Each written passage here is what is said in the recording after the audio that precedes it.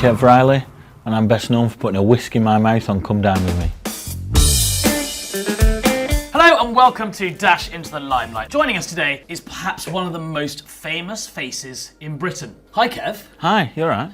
Will you tell everyone why you are so famous? Due to something that I did, moment of madness you might say, putting a whisk in my mouth while being filmed for Come Dine With Me. So Kev, if you had your time back, would you have put that whisk in your mouth? Yeah, I think so, because it's given me it's given me some fun moments. I'm doing this with you guys, aren't I? Things like that. This is a still image of you with a giant whisk in your mouth. Why? Most people don't put an entire whisk in their mouth. Yeah, it's strange. Can't believe you all don't do it. But what happened with that was, I feel like the producer of the show was feeling a bit sorry for me. I'm a non-chef, non-cook, never watched Come Down With Me in my life. I just felt they felt sorry for me. She was even helping me chop my veg up off camera and stuff like that.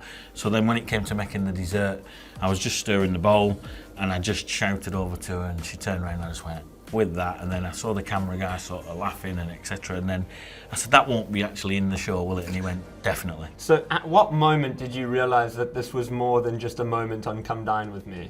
I went for a meal, my meal was served, and instead of cutlery they put 2 whisks there. And I was like, and then they were coming out for selfies and etc. etc. As you were putting that whisk in your mouth, did you have any clue what might happen afterwards? No, and especially the longevity of it, because you know it'll go through peaks and troughs. And Have you ever been on social media yourself and seen your own photo back at you? yeah, I was looking for a Valentine's Day card for my wife and found my own to send her with my own face on. Did you give it to her? She got it me.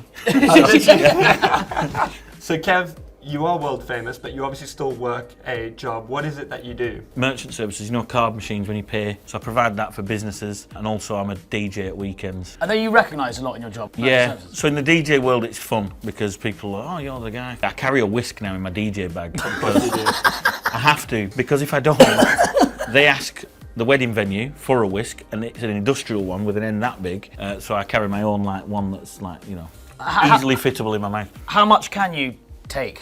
What a question. Industrial whisks are a challenge, but I do have a little bit of a technique where I can sort of squeeze them at the end and make it, you know. Right. Can we go right back to the beginning? Why did Kev decide to go and Come Dine With Me? Kev didn't decide to go and Come Down With Me. They came with the clipboards in the town centre of Burnley where I live. They were asking for contestants, and my mate thought it would be quite funny to put my name and number down. I had a bit of a reputation for, you know, not cooking a lot. It was a bit of a joke, and then when it came up private number and they went through the interview process, I was just taking it as a laugh, thinking it was my mate's wife winding me up. Next thing I get an email that looked pretty official. I thought, oh, you've gone to some effort with this prank. And it said, you know, you've got through to the last 4, we want to do some test shots in your house. And then I thought, oh, it's actually real, this. So that was like mad panic once I knew I was on. My daughter, Millie, she was only a week old at the time. My wife had to move out up to her dad's house. So you said to your wife, I know we've got a week-old daughter, but the £1,000 I might win is significantly more important than being a father. Yeah. So my fatherhood kicks in when they're about 2 and a bit more.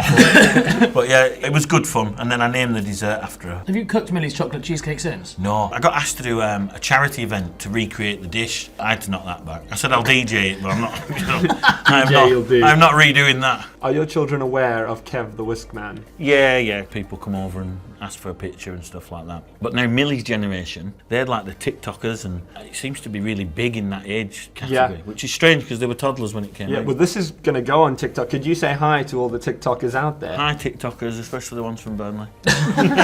So the clip of you with the whisk has got millions and millions of views. Are you resentful you've made no money out of the image that you've given the world? Recently there was a big thing going around on Facebook saying doing a Legends show with like the other people who are famous from Come Down With Me, and at that point I said if I was going to do that I'd want them to donate 10 grand to my local hospice, because I'd feel like, you know, they've had a lot for free out of it. Kev, what is the strangest thing that has happened to you as a result of your accidental fame? I've had a few weird and wonderful things, like Premier League footballer asked me to do a video for one of the squad. We've done all sorts of good fun with it, and I've tried to use it to raise money for charity. And anything that comes positive out of it, anybody who gets a slight bit of enjoyment or a laugh about it at my expense, I'm totally cool with it. Brilliant. Fantastic. Kev, thank you so much for joining us on Dash into the Limelight. Can we expect to see anything else from you on the big screen in the future? Probably not. Maybe just me doing the whisk again for another 10 years.